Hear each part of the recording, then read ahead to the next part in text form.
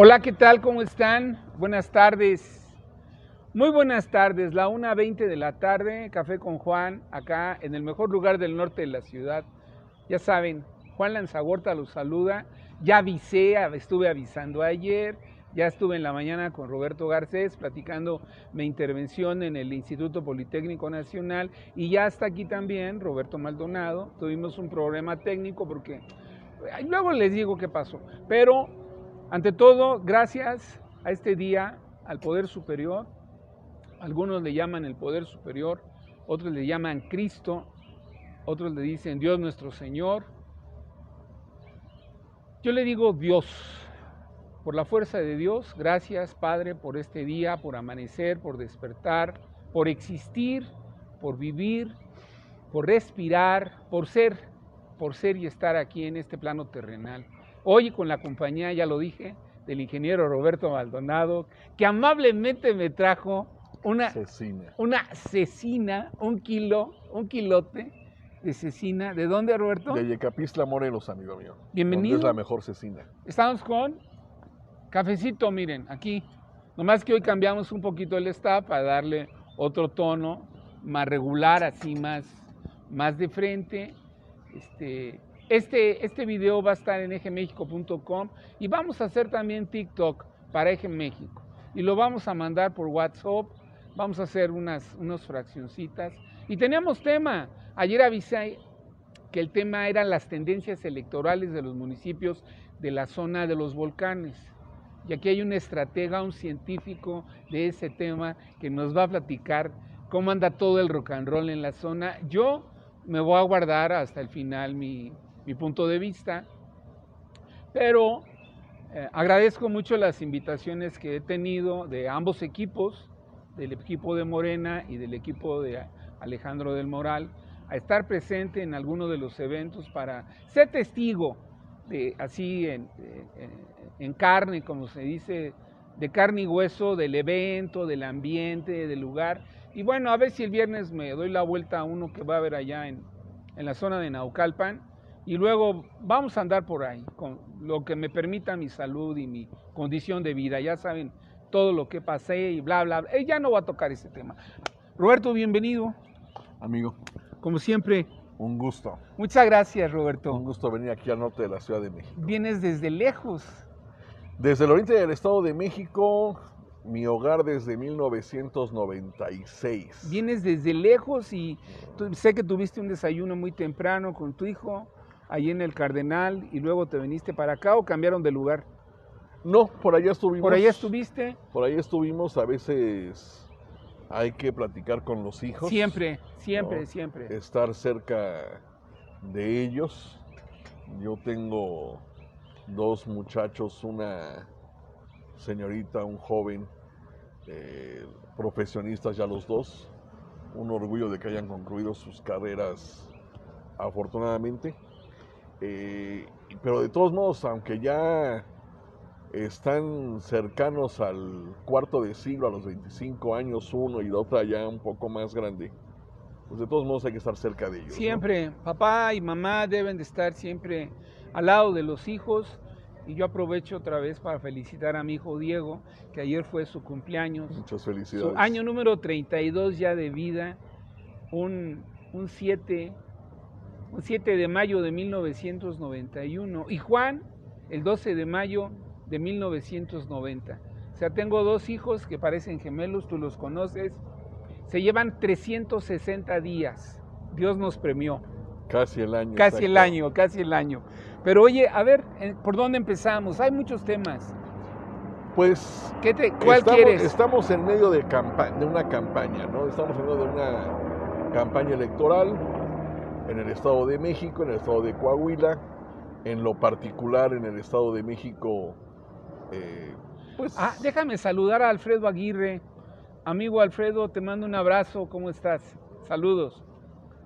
El Estado de México, pues es creo que la elección pues estelar en este año, es donde están todas las cámaras enfocadas por la importancia que tiene el Estado de México, poblacionalmente, económicamente, presupuestalmente es la gubernatura más rica, por decirlo así, de las 31 y la Ciudad de México del país, ¿no?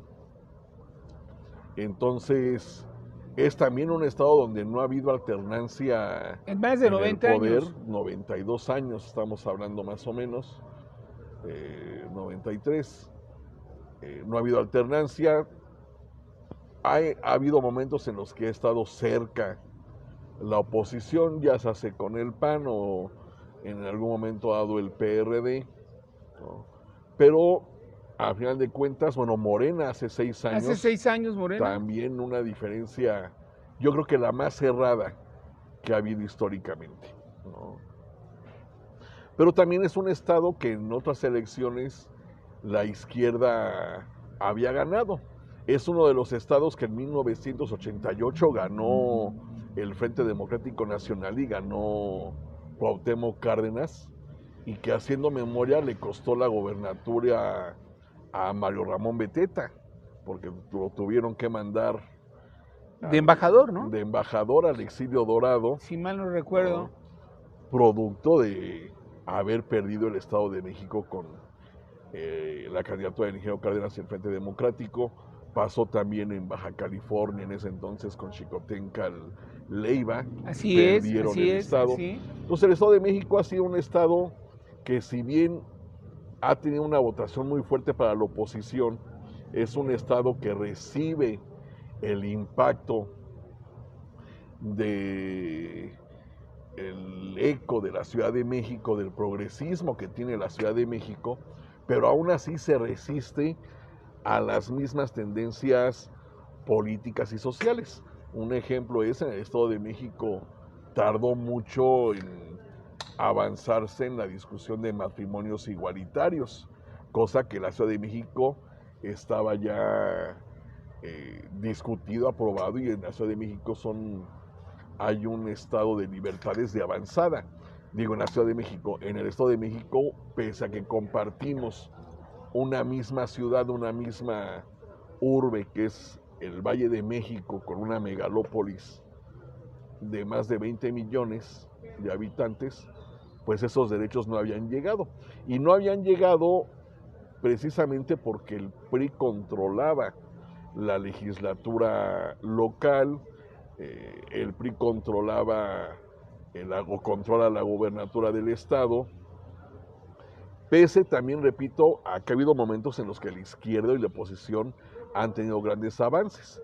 En el 96, por ejemplo, por primera vez en la historia, el PRI pierde la mayoría del Congreso local, pero eso no significó que el PRI perdiera el control del Congreso local, porque o bien dividían a las fracciones opositoras del PRD y el PAN, por ejemplo, como pasó en el año 2000, que le crearon una división al PAN y crearon una fracción independiente, ¿no?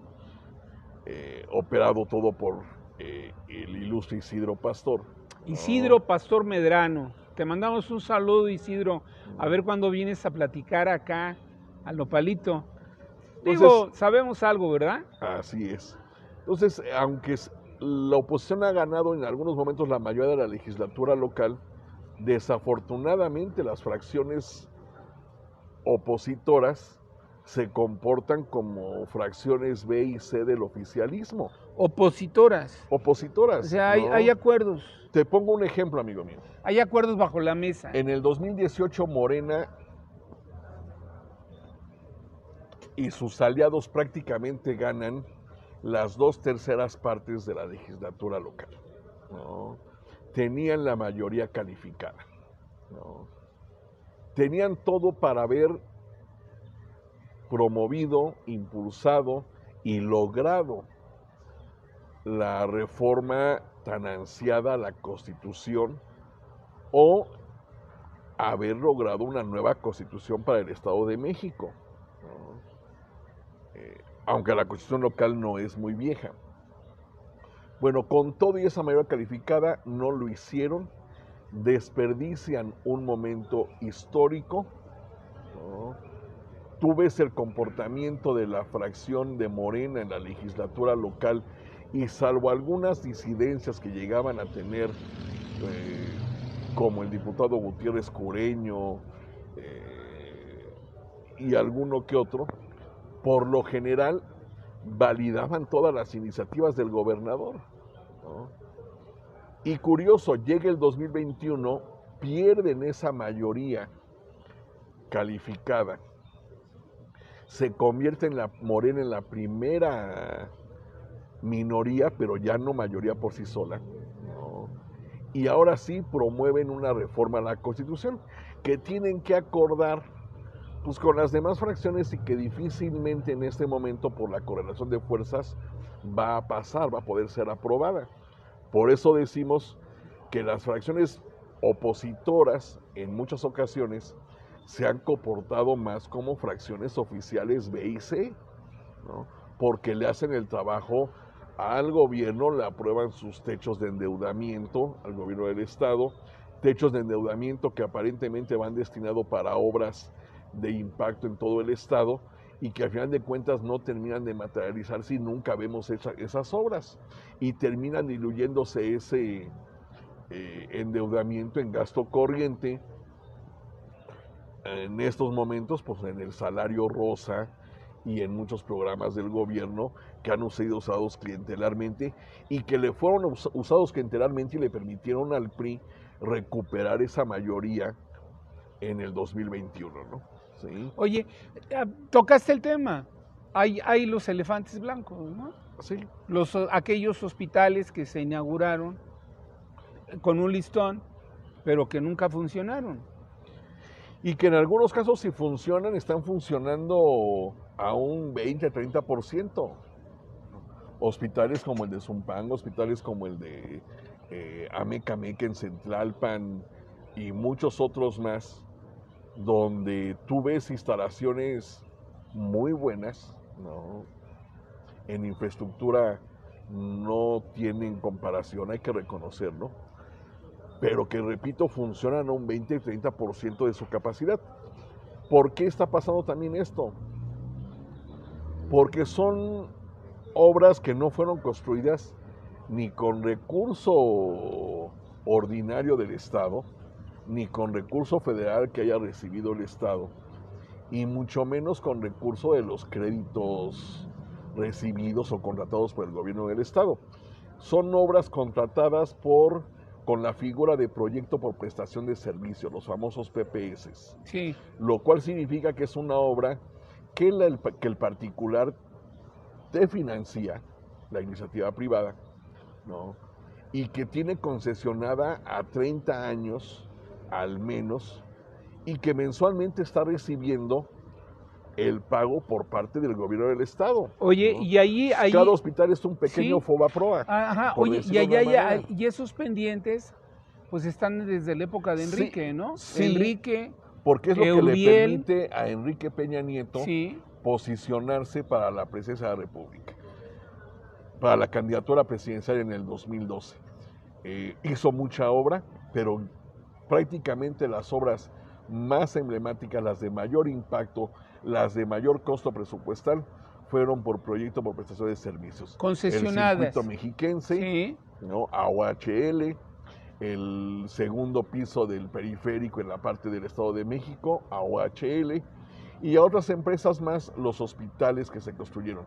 Tú tienes que, si bien el secretario de Salud o el director general del ICEM designan al director de un hospital, el subdirector administrativo es nombrado por la empresa que tiene la concesión, y que la empresa lo que le interesa no es brindar una buena atención médica, sino recuperar la inversión de la empresa. Para eso lo mandaron allá, para recuperar esa inversión. Hoy en día, con la cuestión del seguro popular, la desaparición del mismo, el INSABI, ahora la desaparición del INSABI, ¿no? Los servicios médicos en estos hospitales se van adelgazando. ¿Por qué? Porque ya no tienen, a decir de ellos, quien te los cubra. Pese a que, repito, estaba el Seguro Popular o el INSABI, siempre te argumentaban que no alcanzaba, ¿no? Que no alcanzaba tu seguro popular a cubrirte la atención, el tratamiento. Y te obligaban a pagar una parte, porque repito, lo que interesaba a los administradores es recuperar la inversión para sus empresas. Si quieres atender, perdón, Roberto. No, cortamos. queremos hacer un corte, hacemos un cortecito para que, digo, mandas el mensajito que te hablen después. Diles que estás llamada en entrevista. fraudulenta, amigo mío. Entonces, pues... Hacemos un pequeño corte de medio minuto, hombre. Tomamos una taza de café, ya nos trajeron un rico tehuacán y una... ¿Tú qué tomas? Una rica Coca-Cola, amigo. ¿Refresco de cola. ¿Refresco o Coca-Cola? ¿Qué quiere? No, una Coca-Cola. Una Coca-Cola, ¿no? Miren, aquí está el tegua. Coincido en una parte que coincido con Paco Ignacio Taibo. Ey. 2. Tomo Coca-Cola por culpa del Che. Por culpa del Che. Porque como en Cuba no puedo igualar la fórmula y demás, por lo secreto de la misma, pues no tomo una versión de izquierda de la Coca-Cola, ¿no? Tengo que tomar las aguas deliciosas del imperialismo. Del imperialismo yanqui. Y luego entramos también en ese tema para hacer un brinco a la frontera y al problema de los migrantes, pero yo quisiera retomar esta parte que mencionas, ¿no? A ver, si Alejandra del Moral o Delfina tocarán este tema en los debates, ¿no? Que este es un tema que yo no sé si los vecinos, a mí Miguel Ángel Armando Latorre nos está saludando y Alfredo Aguirre sigue aquí también. Muchas gracias a ambos. Sí, la hora es incómoda, no se preocupen, se edita esto, ya lo comenté. Y vamos a estar en YouTube, en egemexico.com, y luego vamos a hacer TikTok, de lo que acaba de señalar Roberto, y bueno, van a todas las redes, ¿no? Yo les agradezco mucho que nos sigan a la hora. A veces las condiciones cambian, las circunstancias de nuestras vidas cambian, y aunque tengamos un programa y una hora, a veces tenemos que estirar la liga, como hoy. Pero regresando a esta parte, Roberto, pues esos son pendientes de los gobiernos priistas, que no han tocado el tema. No he visto que lo haya tocado Delfina, no lo tocó en el debate, no sé si lo vaya a tocar en el próximo debate, no conozco aún el formato, sé que es el 18, ¿no? Así es. El 18, lo que sí sé es que Delfina, a ver, no quiero decir puso sus moños, sino simplemente dijo, bueno, no queremos a esa conductora y pedimos a otra, y creo que los candidatos o los grupos de campaña o los asesores pues están en el derecho de referir quiénes quieren que sean los interlocutores para el debate, ¿no? Pero hay que decirlo, amigo mío. Para el primer debate, Delfina acepta a la moderadora, ¿no? A esta Ana Paula Ordorica. ¿no? Que no es nada de Ordorica, ¿verdad? Esperando que tuviera una posición objetiva, una posición imparcial, y no ser un tercer debatiente en el formato, en el debate, ¿no? Esa es tu percepción. Y la percepción de la mayor parte de la gente, que en la encuesta que realizamos en la región suroriente, ¿sí? ¿no? Nos arrojó, o sea, la gente vio de ese 34, 36% que vieron el debate. Que por cierto poca gente lo vio, ¿no? Sí.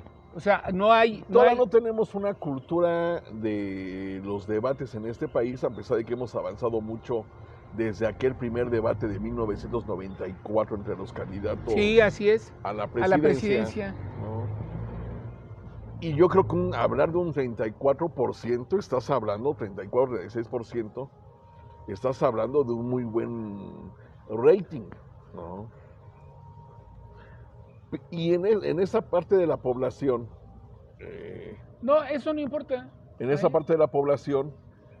No te preocupes. Hay la percepción de que la moderadora fue imparcial. Se inclinó. Fue parcial. Se inclinó. Se inclinó hacia un lado y sirvió como... pues como ariete, ¿no? Para golpear a la candidata... de Morena y su coalición, con un tema que no es nuevo, un tema que está juzgado, está sancionado. No defiendo a la candidata, no me corresponde, Pero lo cierto es que es un tema que ya el INE y la autoridad electoral, el Tribunal Electoral sancionaron, fincaron una sanción al partido, pero también con un tema en el cual hay mucha hipocresía de los demás partidos, porque la cuestión, hay que decirlo así, a lo mejor es algo que poco se ha dicho, las cuotas de los servidores públicos a los partidos políticos existen estatutariamente en todos los partidos políticos y en la misma ley es una de las fuentes de financiamiento que la ley permite Hay que para los aclararlo. partidos políticos. Hay que aclararlo para los amigos de la audiencia, ¿no? O sea, hay algunos matices. En el sí. PRD, por ejemplo, la aportación la dan a aquellos que tengan un cargo a partir de jefe de departamento, ¿no? En el PAN también son cargos de dirección y cargos legislativos. En el PRI también lo hay.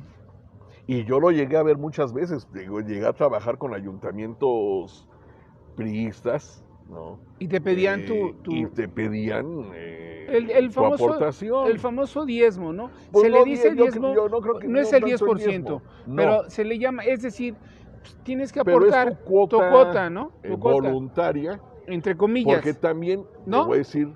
Te la bajan de la nómina, hombre, hay que decirlo. Sí, abiertamente, la bajan de la nómina. Hay casos que donde te la bajan de la nómina, hay casos en los cuales por alguna observación del órgano de fiscalización te piden darla en efectivo. Pero en todo caso yo nunca he vivido, y hay que decirlo, ni con Morena, ni con el PRD, ni con el PRI, ni con ningún otro partido donde haya trabajado yo en algún gobierno, ¿no? Una cuestión de condicionamiento, ¿no? O sea, yo he visto que si es una aportación voluntaria, no la das, no hay problema, ¿no? Pero repito, el caso de Texcoco es un caso juzgado, es un caso sancionado, un caso que ya ventilaron en la elección del 2017. Y por lo mismo, palabras más, palabras menos, la gente dice ya chole, ¿no? Ya chole. Es un tema que ya lo sabíamos, punto.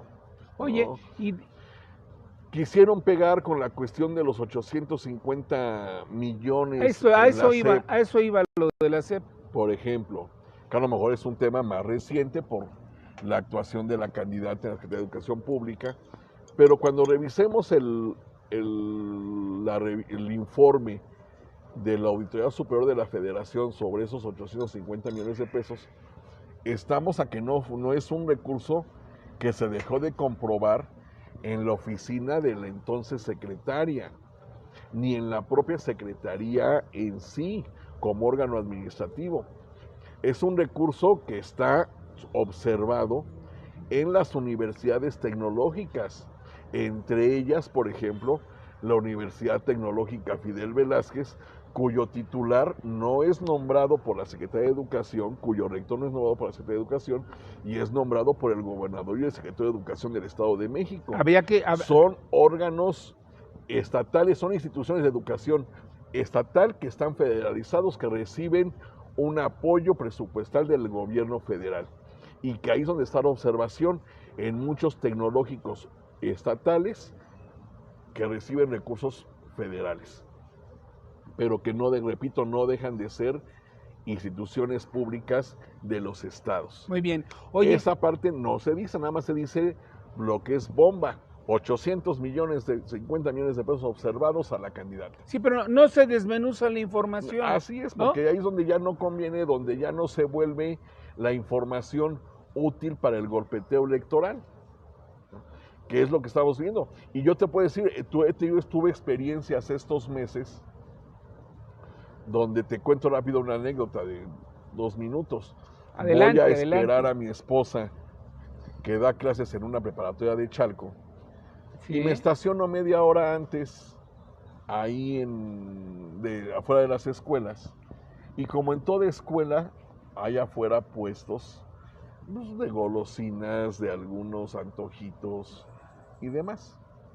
Llega un señor en bicicleta, se para, quiero entender, llegó a esperar a su hijo, su hija y demás. Y de la nada, a escasos 3 metros, yo en el carro con la ventanilla abierta y a 3 metros en la banqueta, empieza él a hablar con el de los dulces al comprarle ahí una paleta Tupsi Pop. Ajá, ¿no? ajá. ¿Y cómo ves la elección? Ah, ya, ¿no? ya sé por dónde vas. Empieza, Ya sé por dónde vas, y hombre. empieza, no, pues con Delfina. Los jilgueros empieza, callejeros. No, ¿cómo Delfina? Ya ves lo que le sacaron de los 850 millones, lo de Texcoco. El cuate que llegó a esperar, entre comillas, a su hijo o su hija, trae información que tan solo por la forma como tú ves que le empieza a expresar, a vertir, pues es un discurso muy bien articulado, muy metódico, muy sistemático, Sí. donde vas a ir avanzándole punto por punto.